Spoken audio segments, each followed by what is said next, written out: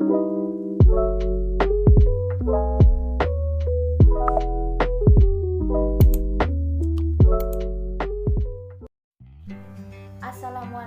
warahmatullahi wabarakatuh. Saya Rina Anzilia Putri, NIM 1802104020067. Di sini saya akan memaparkan mata pelajaran Bahasa Indonesia kelas 5 semester 1, tema organ gerak hewan dan manusia dengan subtema organ gerak hewan. Materi yang akan saya sampaikan pada mata pelajaran bahasa Indonesia ini yaitu ide pokok dan kalimat pengembangan. Sebelum saya menjelaskan, di sini terdapat tujuan pembelajaran, di mana tujuan pembelajaran di sini ada dua. Yang pertama, siswa harus mampu menentukan ide pokok yang terdapat dalam setiap paragraf. Yang kedua, siswa harus mampu menemukan atau menentukan kalimat pengembang dalam setiap paragraf. Selanjutnya yaitu peta konsep. Di sini materi yang akan dibahas yaitu ide pokok dan kalimat pengembang, di mana poin-poinnya terdapat pengertian ide pokok, ciri-ciri ide pokok, fungsi ide pokok, cara menentukan ide pokok, dan kalimat pengembang. Sebelum saya menjelaskan mengenai ide pokok dan kalimat pengembang, tentunya kita tidak asing lagi mendengarkan ide pokok. Kalian tahu apa itu ide pokok? Ide pokok merupakan suatu inti dari paragraf, atau dapat kita katakan ide pokok merupakan suatu gagasan yang dituangkan dalam suatu paragraf yang menjadi pokok pengembang dari paragraf tersebut. Ide pokok dapat kita temukan dalam kalimat utama. Apa itu kalimat utama? Kalimat utama merupakan kalimat yang memuat suatu ide pokok. Kita dapat menemukan kalimat utama di beberapa letak suatu paragraf. Letak kalimat utama terdapat atas 3.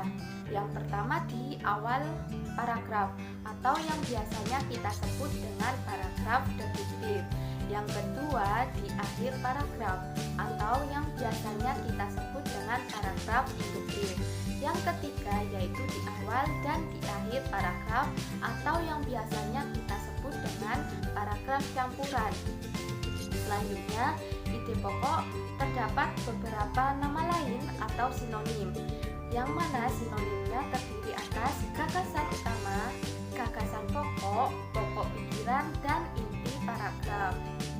Ciri-ciri ide pokok. Ide pokok terdiri atas beberapa ciri. Yang pertama yaitu mengandung pokok persoalan atau inti persoalan. Artinya dalam suatu ide pokok terdapat inti permasalahan atau persoalan yang dibicarakan dalam paragraf tersebut. Yang kedua, dinyatakan secara eksplisit dalam kalimat utama. Artinya, dalam kalimat utama terdapat suatu ide pokok yang dinyatakan secara langsung. Yang ketiga, ide pokok dituangkan dalam suatu kalimat utama. Yang terakhir, dapat diidentifikasi mudah melalui jenis paragraf bacaan seperti tadi, yaitu paragraf induktif, deduktif, dan paragraf campuran. Selanjutnya saya akan menjelaskan mengenai fungsi ide pokok. Ide pokok memiliki fungsi untuk memberikan penjelasan dari inti suatu paragraf. Artinya, ketika kita membaca, kita harus dapat menemukan ide pokok terlebih dahulu agar pembaca dapat lebih mudah memahami suatu paragraf yang disajikan. Selanjutnya yaitu cara menentukan ide pokok. Dalam menentukan ide pokok, kita memerlukan beberapa langkah. Di sini terdapat 3 langkah yang harus kita lakukan. Yang pertama, kita harus membaca sebuah teks dengan seksama. Artinya, ketika kita dihadapkan terhadap suatu teks, kita harus membacanya secara seksama agar dapat menentukan ide pokok. Dengan membaca secara seksama dan cermat, kita dapat menentukan ide pokok yang terdapat dalam sebuah paragraf. Yang kedua, kita harus membaca sebuah teks dengan berulang-ulang. Yang ketiga yaitu temukan kalimat utama. Mengapa kita harus menemukan kalimat utama? Karena di dalam kalimat utama terdapat suatu ide pokok, di mana kalimat utama dapat ditemukan di awal, di akhir, di awal dan di akhir dalam suatu paragraf. Yang terakhir yaitu kalimat pengembang. Apa itu kalimat pengembang? Kalimat pengembang merupakan kalimat yang berfungsi untuk menguraikan, menjelaskan, dan memerinci suatu kalimat utama. Kalimat pengembang ini biasanya kita sebut dengan kalimat penjelas. Selanjutnya, mari kita identifikasi ide pokok dan kalimat pengembang pada paragraf berikut. Di sini saya memberikan contoh paragraf dengan judul Gerak Burung di Udara. Saya akan membacakan beberapa paragraf tersebut. Yang pertama, paragraf pertama yaitu burung bergerak dengan cara terbang. Burung terbang menggunakan sayap. Pada tulang sayap burung terdapat rongga yang memudahkannya untuk terbang. Sayap burung berfungsi untuk mengangkat tubuhnya ke udara. Semakin lebar sayap, maka semakin besar pula kecepatan terbangnya. Paragraf kedua, burung dapat terbang karena memiliki tulang dan susunan rangka ringan dibandingkan dengan makhluk hidup lainnya.